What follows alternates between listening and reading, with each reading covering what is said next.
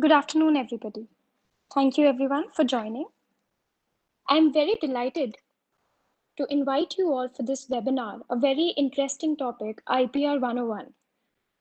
I'm also very delighted to invite Mr. Mathews, who's the Managing Associate at Intll Advocare, and he will be taking on this session today. Mathews is a Managing Associate with Intll Advocare and has extensive work experience of around 12 years in trademark, copyright, and design prosecution and handles both Indian and international clients. His practice focuses on advising on all aspects of trademarks, copyrights, and design prosecution, including clearance searches, application, strategic development, and management of worldwide trademark, copyright, and design portfolios. With prior experience in handling matters in the contentious and the non-contentious field, his experience and focus to assist clients with commercial and holistic solutions to the numerous intellectual property problems. Sir, over to you now.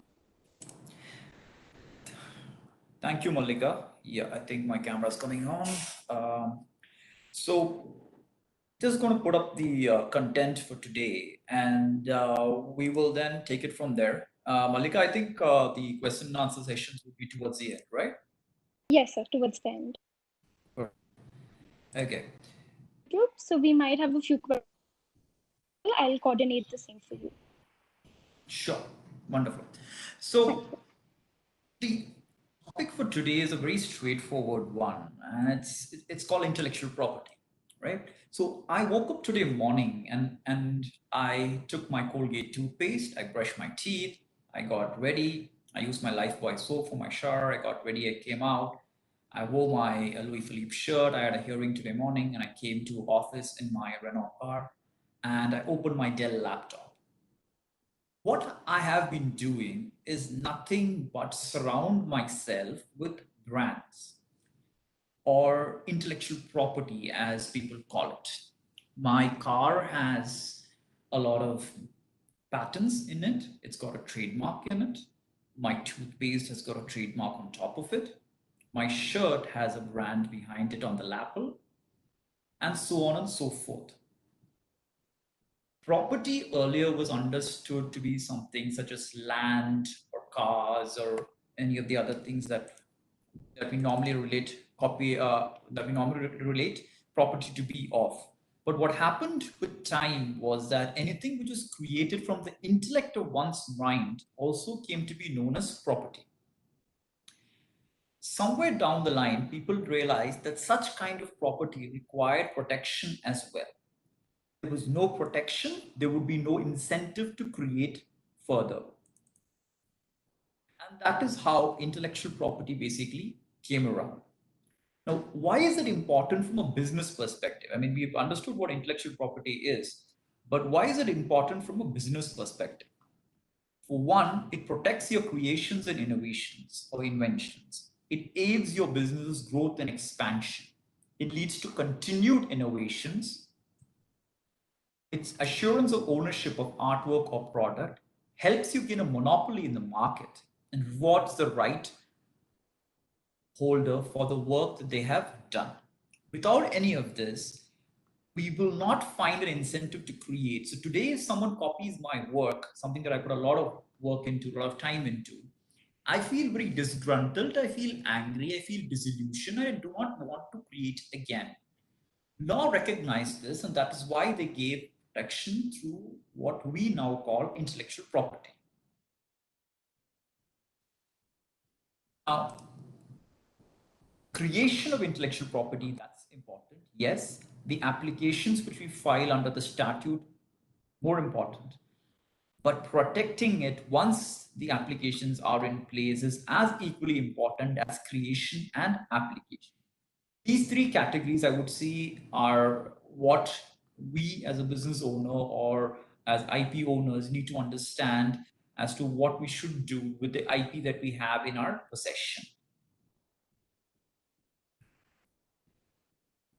Unlocking the value of IP. IP has a value attached to it. Now, if you take a car has a value attached to it. We sell it. There are second-hand cars. We buy it. Similarly with our phone and so on and so forth. IP too has a value attached to it.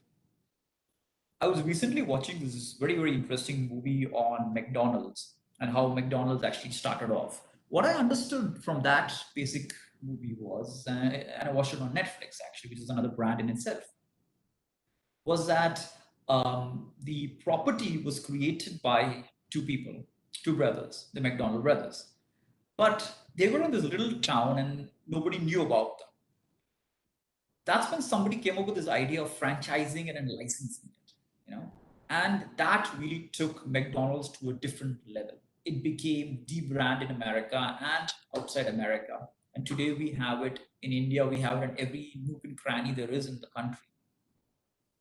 And then they start a whole line of merchandise as well, in with the licensing, franchising, and the property which they had created. This is a great example of how the value of IP was unlocked just by doing what was required, by not only creating something but also applying for it and successfully merchandising it as well in the future. IP has different streams.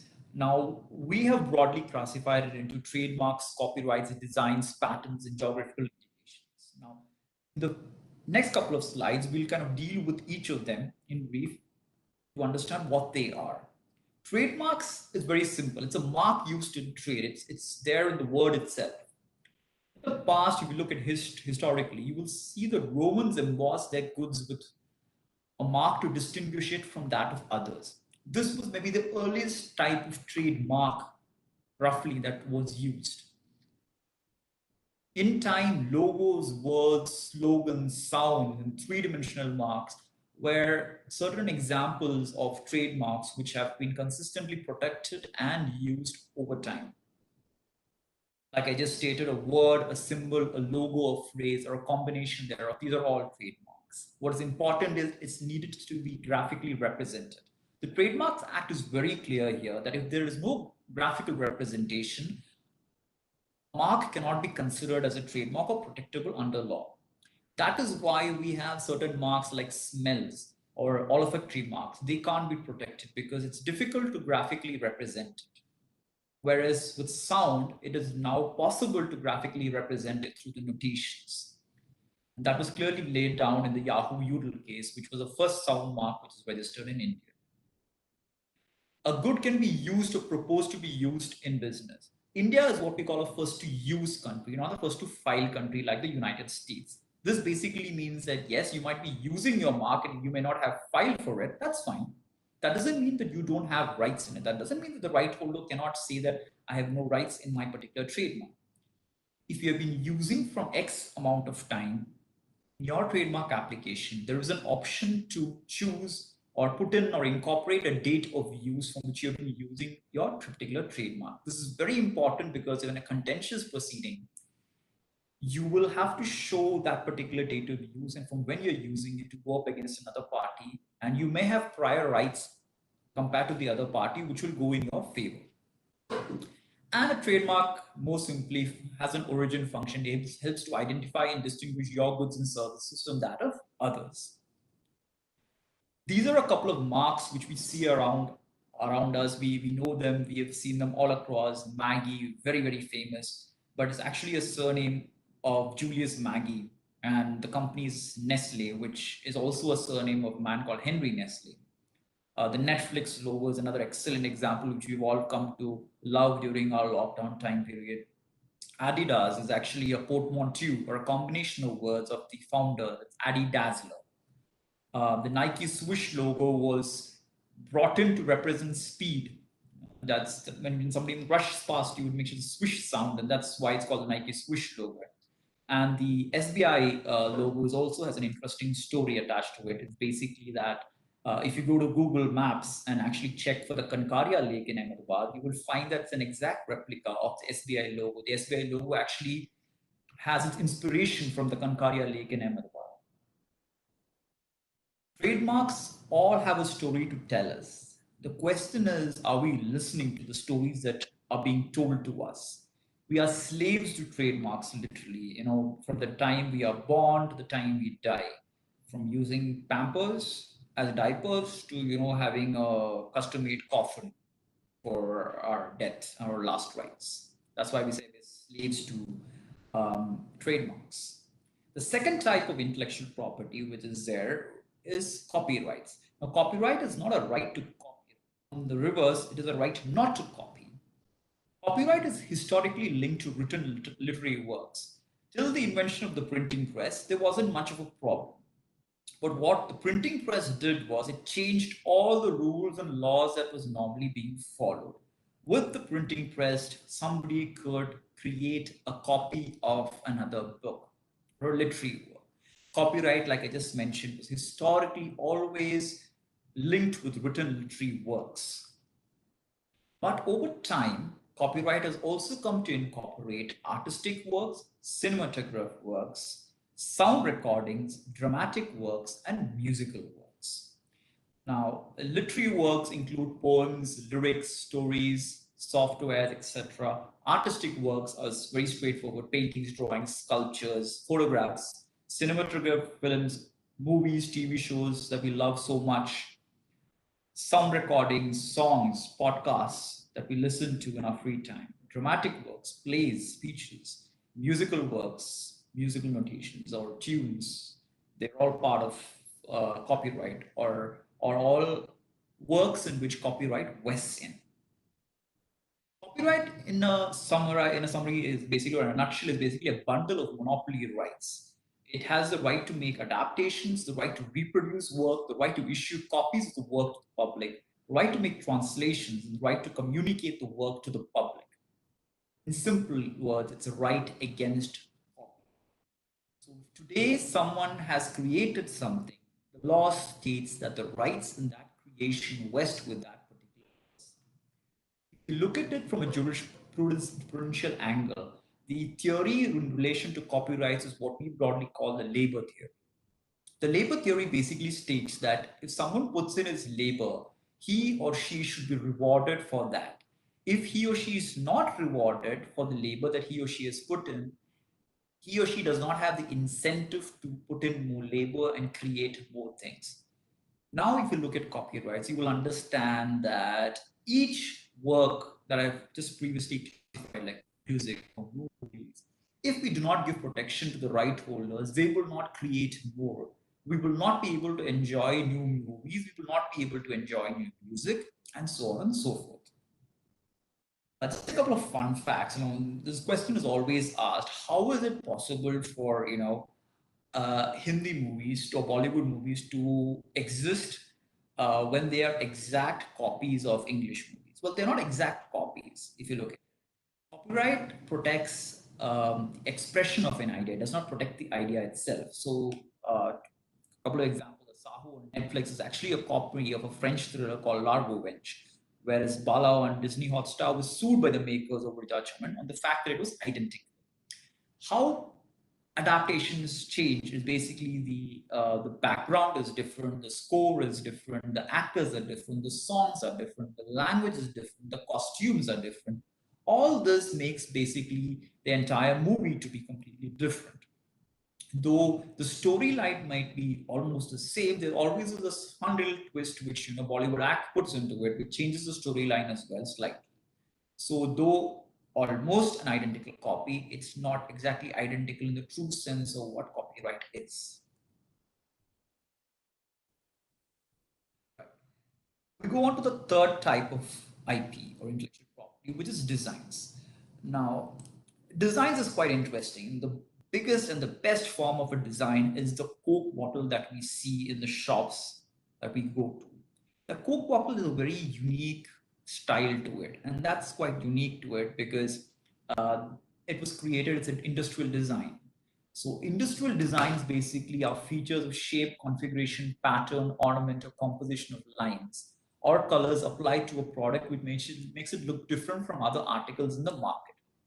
The purpose of industrial designs is to add on to the aesthetic value of the product to increase the marketability while making our life easier. Take a look at any of the products that we use: a bottle, a phone, a pen, a remote, the Google Chromecast. They're all different. If you look at the Google Chromecast, maybe the Amazon Firecast, the one that they use, you will find that the products are looked differently and they are able to be identified by us, the consumer, just by looking at them, even if there was no logos on them. To be registered as a design, a product must be new. A new design does not necessarily mean that it's a completely new one.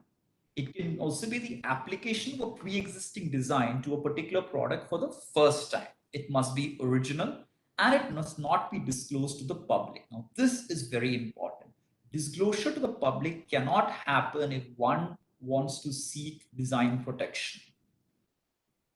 At the early stages, what needs to happen is a design application needs to be filed before any disclosure happens. Now, disclosure can be just a mere advertisement, or it can be just a mere publication in a newspaper. But if this happens by the marketing department of various companies, you will not be able to apply for an industrial design. It has to be distinct. It cannot be against public morality, and it cannot be functional in nature. Now, being distinct and not against public morality are pretty straightforward, but not functional in nature. A good example of something which is functional in nature or not functional in nature is basically the Rubik's Cube. If you take the Rubik's Cube has an internal mechanism. Now, the internal mechanism was found to be not registrable in certain jurisdictions where it is said to be registrable in certain other jurisdictions. The jurisdictions which do not allow it state that the internal mechanism is required for the Rubik's Cube to function. And without it, it cannot function. Else, there can be no design protection offered to the Rubik's Cube. These are a couple of designs which have been popularly registered in India. So you see the design of an air conditioned unit, the remote, bottle, a ring, the shape of a ring rather, the shape of this particular mug, and even the shape of a car to a large extent has been registerable. Patents. Now, this is something which a lot of people have heard commonly about. A lot of it is covered in the media as well as to what patent is. A patent in a nutshell is basically a protection offered to an invention, you could state. It's granted for a limited period of time to the patentee by the government in exchange for a full disclosure of his patent. Patents are most commonly seen in the pharma industry. You've seen a lot of articles about patentability of a pharmaceutical drug and a lot of reports and articles in that regard.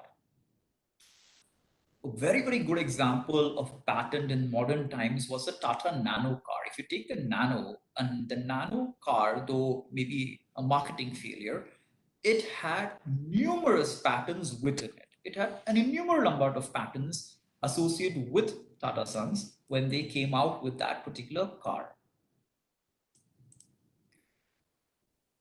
The last, geographical indication. Geographical indications are pretty easy.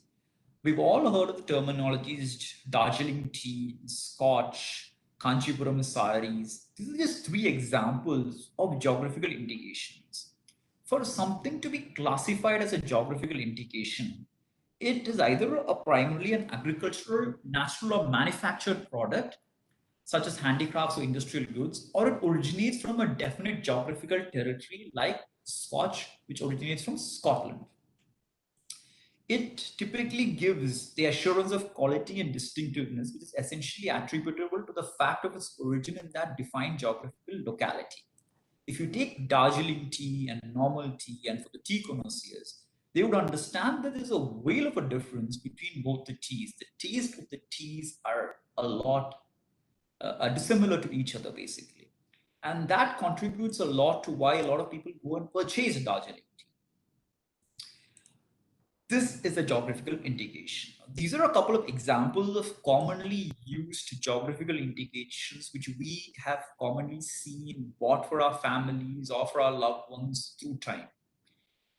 Each of these has a distinct quality attached to it. If it's champagne, it comes from the Champagne district of France. Darjeeling tea has a natural quality attached to it, which can only be attributable to teas which originate from the Darjeeling area. Kanchipuram silk saris are basically due to the weavers in that particular town. Scotch, the water made to create this particular type of whiskey is unique, can only be made, found in Scotland, and therefore that's why it's known as Scotch. The Nagpur oranges are very well known and famous across Maharashtra and India. Even the sweets which are made from the Nagpur oranges are quite famous. So these are examples of GIs which we commonly have heard and interacted with. Now, we talk about brands, we talk about a lot of things. Intellectual property is there all around us, it surrounds us, we are slaves to it, we take part of it, we are associated with on a daily basis. The most common example being our phones today. During the lockdown time period, communication has been the most important word, and apps like Zoom or Teams or even Cisco WebEx, all are trademarks, all have patents in respect of their particular softwares. The UIs are copyrightable. We have IP all around us. All of this IP is speaking to us, and they are telling us what they want to tell us. They're trying to tell us a story. The question always is, are we listening to the story which is being told to us on a daily basis, on an hourly basis? As a lawyer, this would be my trademark. I'm a lawyer, basically. So this is the constitution, my robes. And being from Kerala, I have a coconut in my arm. So that kind of shows my origin. Right? So that's my trademark. That's my IP, which I've created. So thank you so much. Malika, over to you.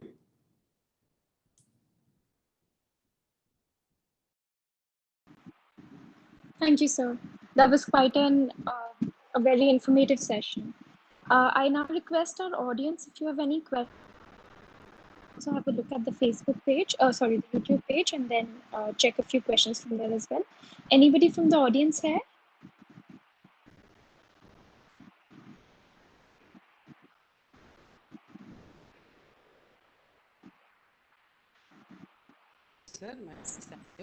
Hi, this is Ishita from Atla Innovation Mission. If you could also spend 5 minutes on helping us understand, once the IP is registered, what is a good way for all the startups to leverage on the IP? How can they make money out of it? Which is the basic reason for registering the IP? Yes, of course. Right. So, Ishita, I think the best way to leverage IP once you've got it registered, once you've got it protected, is to look at franchising, licensing, and maybe even merchandising in the future. Okay, that would be the three main things that you need to look at. And you get, obviously you get paid for it. You get paid royalties for it, right? So that is something that we need to look at depending on how innovative your product is, what you are selling, what service you're offering, and so on and so forth. So that's something that you can look at, Ishita, to kind of monetize your IP that you have with you. Sure, thank you so much. I'll give you a good example of that as well, Ishita. I don't know whether you know, but a lot of people, there's this app called Cult Fit. So Cult Fit is this exercise app, and they have these gyms which they call Cult all across Bangalore. When the lockdown happened, they had to shut down the gyms, so they lost a lot of revenue. But what they had was they had an app which was functional, which was working. What they have basically done is they basically collaborated with a whole bunch of famous artists, famous personalities like John T. Rhodes and Gary Kirsten and Saina Nehwal and so on and so forth. They've created these exercise videos and they were putting it up on the app and encouraging people to go and partake in it and take part in it and use the app. Now what I found is that they have started monetizing that as well by now offering it as a subscription service. So they started off by having this IP with CultFit, and they've increased the verticals with things called MindFit, which is basically mental well-being, which we are talking about a lot.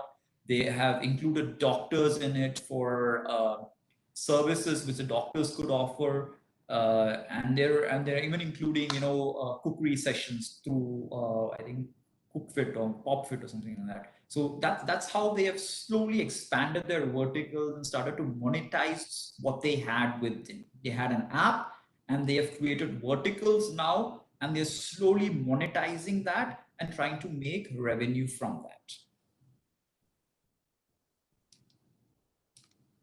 Thank you, sir. We do have a few questions. So one of them is from AIC ADT. They ask whether any innovative food or drink recipes developed by women SHG can be protected by IPR and under which category? Okay, so yes, you can protect a recipe, but you would have to put it under a literary work in under copyrights at best. But there is one thing that one must be careful about here is that if you're trying to protect a recipe, just be very careful that the minute you disclose that recipe and file for it as a literary work, you would have to disclose it to the public or in public domain as well. Now, if you're okay with that, that is fine. But if you're not okay with it, do what Coke has done. Coke has a unique formula. They do not disclose it. It's locked up in a vault somewhere, as far as my information goes. So that is what they have done. They've kept it as a trade secret and they've not disclosed it to anyone. So with a recipe, you might just want to do that because your recipe is unique and that's your USP for sales. So you don't want it to go out in the public domain. All right, thank you. Another one is, what are the government support systems for filing? Yeah, so the government has been very supportive as far as patents are concerned, especially for a patent, even all kinds of IP actually, even for trademarks. If you're a startup, if you're an MSME, they do offer a very, very good rebate in the official fees. And that is something which helps startups and MSMEs a lot. The government is trying to push through innovations or push through or encourage people through fee reductions to file more patents like in China or in the US, which are leading countries where patents are filed. So this is something that one can look at.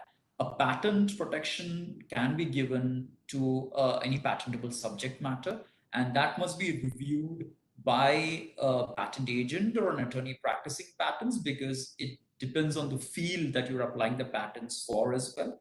And if you would like to stretch it across the world, you could even look at a PCT application. If you All right, sir. There's another question which probably asks, so there's a question that says, if you can talk about process of filing the trademark, copyright, etc. in India. And a follow-up question could be any suggestions on how to use the expired patents for new startups? Okay, so in respect of the expired patents, well, if it's expired, it's expired. You would have to refile or see whether it can be refiled in the first place because it was granted for a limited time period, which is quite lengthy in itself. So if it's expired, I'm sorry, it's expired. That's it. That's the end of that. In respect of the first question, the former question that you're asking, in respect to the process of filing a trademark or copyright, so let me deal with trademarks first, and then I'll go over to copyright. So in trademarks, it's pretty simple. We always advise doing a trademark search before you invest your money.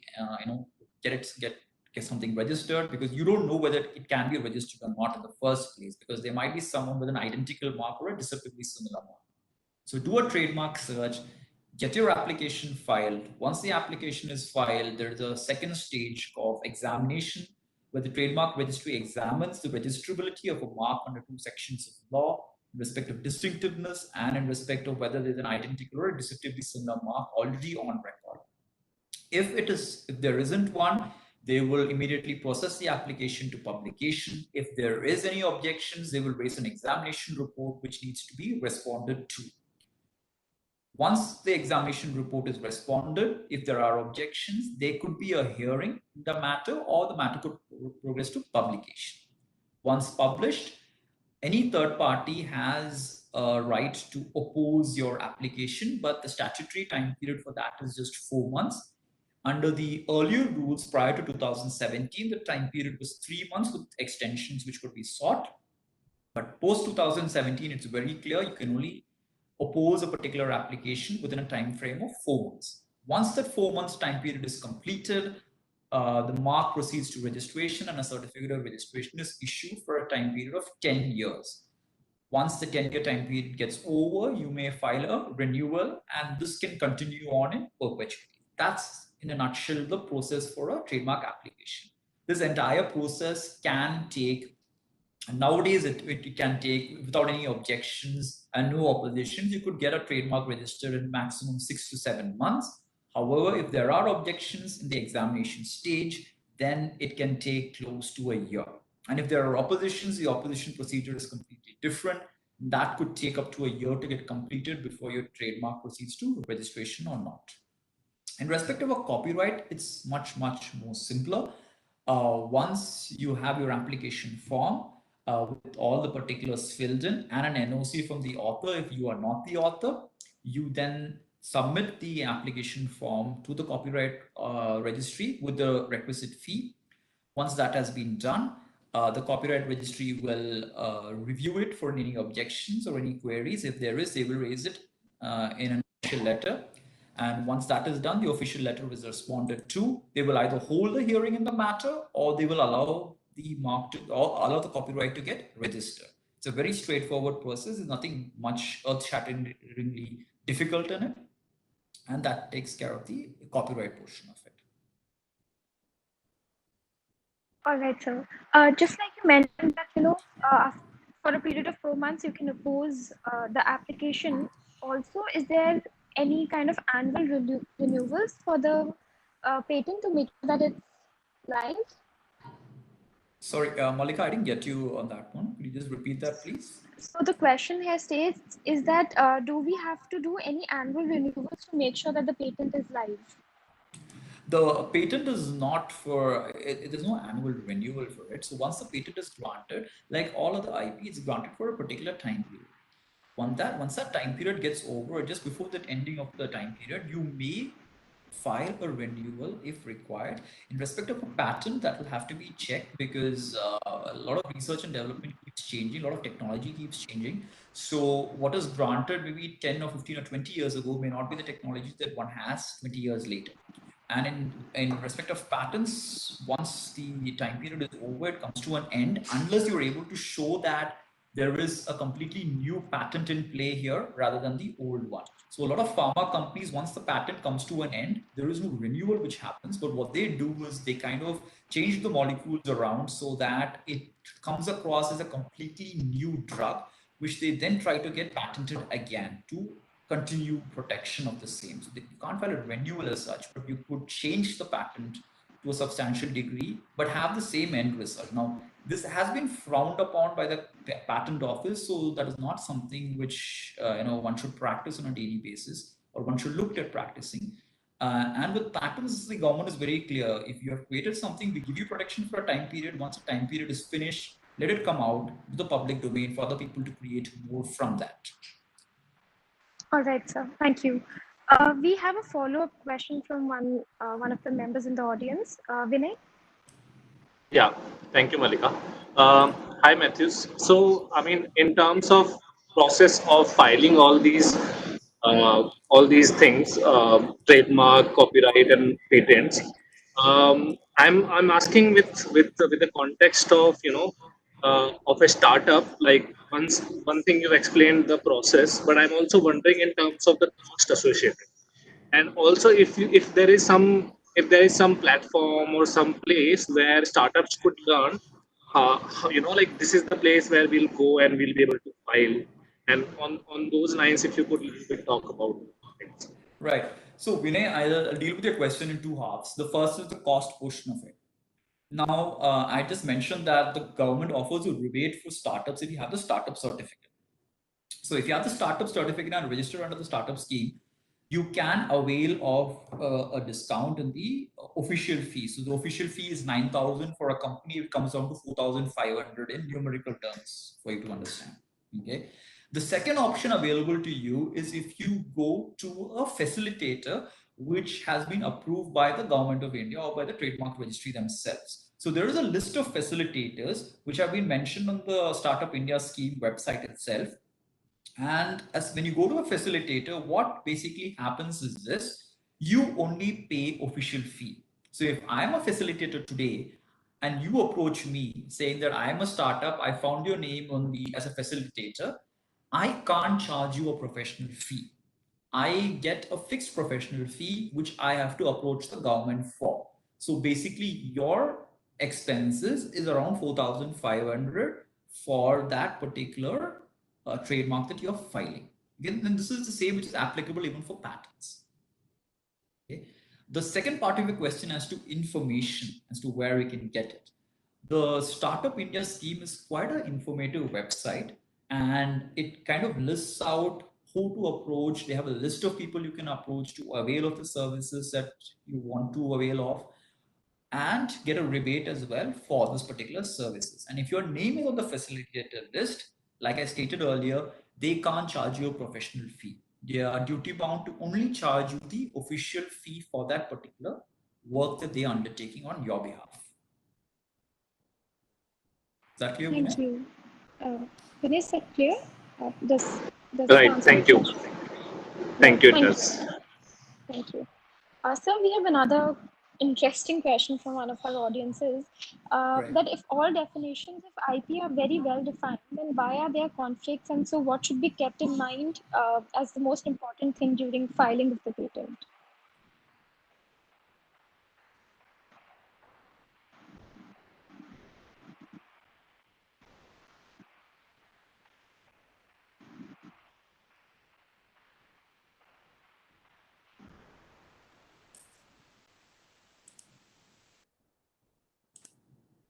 Hello, am I audible, sir? Yes, you are. Yes, you are, Malika. I'll just repeat the question. It states that if all definitions of IPs are very well defined, then why are there conflicts and what should be kept in mind while filing the patents? Why are there conflicts? Well, there are a lot of conflicts because a lot of people try to pass off their goods and services as very or associated with very important brands, or they try to pass off their goods as theirs, or their services as theirs. So I think it's more of a flaw of us as human beings that we would like to copy other people and work off their reputation and goodwill rather than create something of our own. I think that's the simplest answer to that first part of your question. As regards to what to keep in mind when you're filing, well, if it's trademarks, the first thing that you need to keep in mind is that is your trademark registrable or not? Is it similar to some other mark on the register or not? And the simplest way to get this answer to this question is by getting your attorney to conduct a trademark search. A lot of people do not conduct a trademark search because they use the mark first and then they come to the attorney later.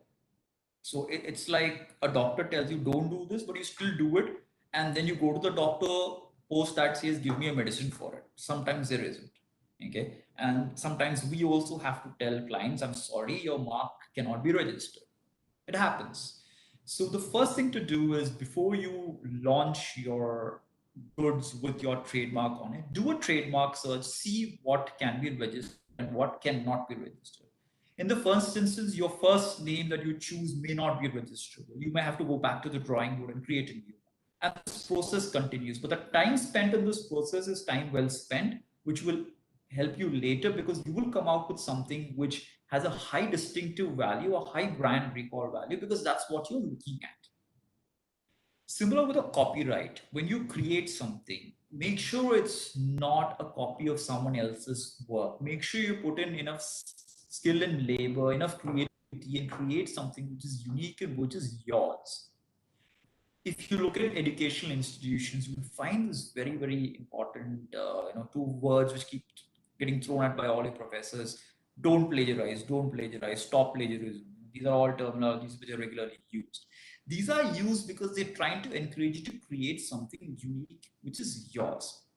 So have creativity when you're creating something. Make sure it is possible to get something registered if it's a trademark. and make sure you take adequate measures to protect the IP that you possess at the initial stage. Don't wait till you have a problem to realize you need to get something registered. Put into place the legal nuances or legal protection which is required to get something done to protect your IP, and then you may look to monetize it like the first person who asked a question. How do I monetize it? How do I make money out of something that I have? Well, you need to protect something first, ensure that it's yours, because only then can you kind of monetize that. So make sure these are in place before you jump into something, get something done and brand something and something on your goods and services and offer it out there. All right. Thank you, sir. That clears a lot of things. There's another question from AICADT again. What are the differences between national and international patent proceedings? And another follow-up question, which may be clubbed with this, is how can one transfer their patented Indian technology to a potential foreign client? Sorry, Malika, could you please repeat the questions again, please? Sure, sir. So the first is, what are the differences between national and international patent proceedings?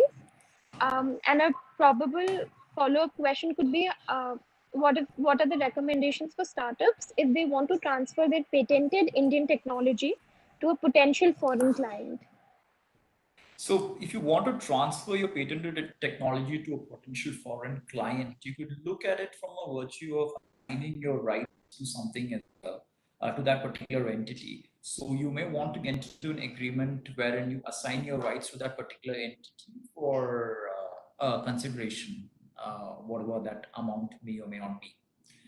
In respect of national and international patent proceedings, I'm not exactly sure as to the question that is being asked here, because if you're asking what are the ways in which you can enforce your patent domestically, then well, you can look at it from two forums basically. One is the courts, obviously, and the second one is the patent registry. In respect of international patent proceedings, it would depend on the country which you're approaching as to what the procedure is in respect of the protection being offered in each of these countries are.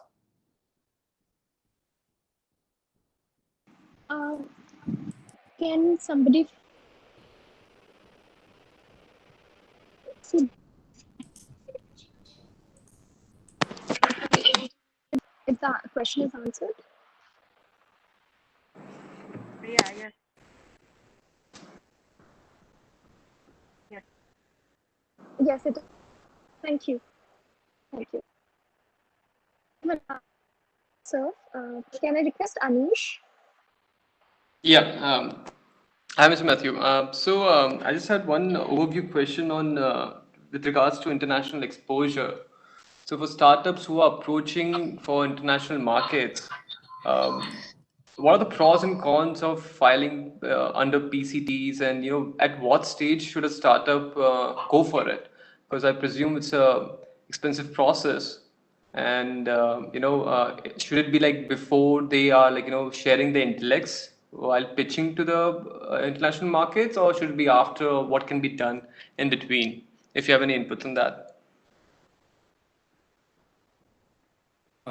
Anish, Yeah. could you just repeat the question or just type it in again? I wasn't able to get a gist of it. Yeah.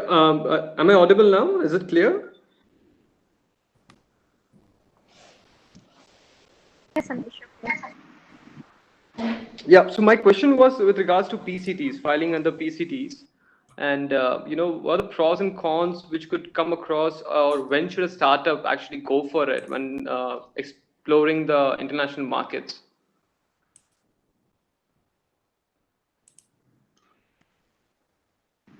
So I'll just repeat the question for you. Am I audible?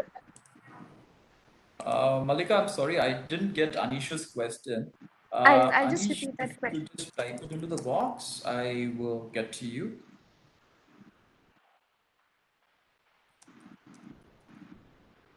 So, sir, basically what I understood what Anish is trying to ask is that patent filing is a tedious and an expensive process. So what time or what stage would you suggest for a start filing for this?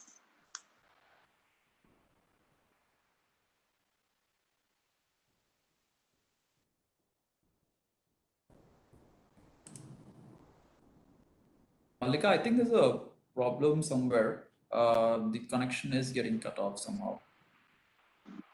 So should I repeat the question? Am I audible now?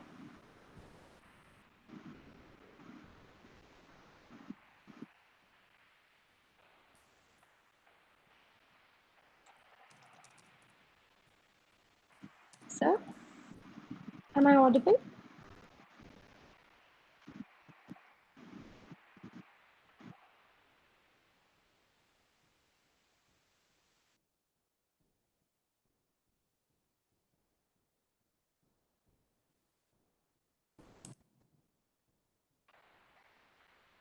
Am I audible now, sir? Hello. Yeah. Am I audible? Can you hear me? Yes, sir, I can. Can you hear me? Am I audible now?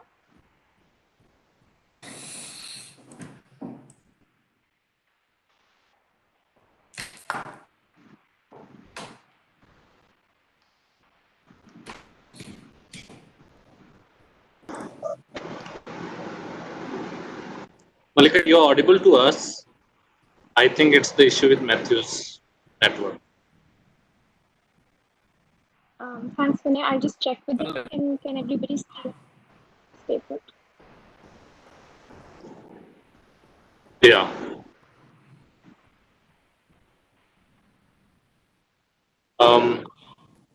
Hi, Mathews. Can you hear us?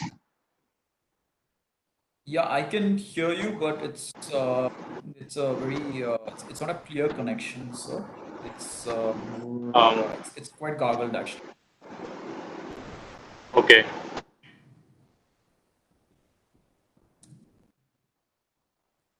So I will try and repeat Anisha's question. Please tell us if you are able to get it. So he's typed it into the chat box as well. With regards to international exposure, when should a startup file under PCT to explore the international clients? For example, before they pitch their intellects or perhaps after. You can refer to the question in the chat box as well.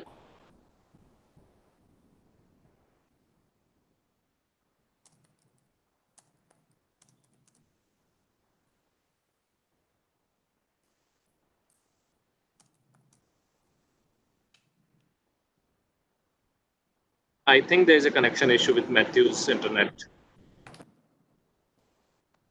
Hello. I'm just checking. Sure.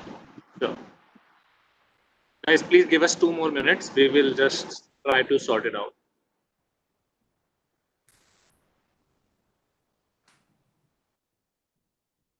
Hello. Sir, can you hear us? Are we audible?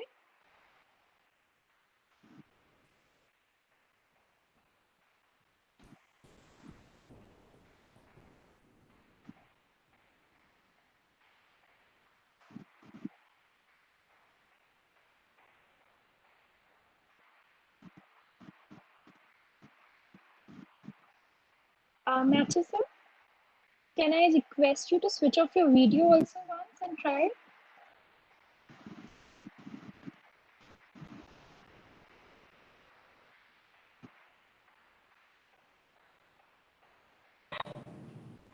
I think he's going to rejoin. Just give us 2 more minutes, please. Malika, am I back? Yes. Yes, sir, you're back. Perfect. Can you hear us now? Right. Thank you. So I think there were some technical difficulties, I think, from both sides. So I think, yeah, and That's now I'm all back. right, I can hear everyone again. Wonderful. Thank you. So we'll just continue. The question that Anish was trying to ask, he's typed it in the chat box. I'll just read it out for you. Yeah, so I've already sent Anish a message on it actually. So I got the already sent it to him. So Anish, do it side by side. That's your answer. Do it side by side along with your domestic application. Don't wait. The cost may be higher, but it's well worth it. So do it side by side.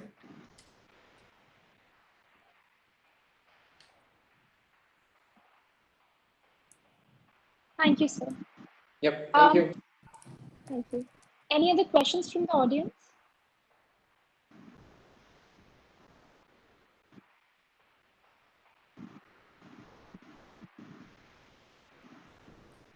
I think we're done, sir. We've also covered a lot from YouTube as well. Sure. Thank you, Malika, and thank you so much for putting this together. Wonderful to have you over. Thank you so much for having me over as well for the scene. Absolutely, sir. Thank you. Thank you so much for your time and efforts. And I think you've covered most of the points, answered every query. Thank you, and thank you for joining us again. Cheers. Have a good evening, Malika, and everyone else. Bye. Thank you. Stay safe, everybody. Thank you.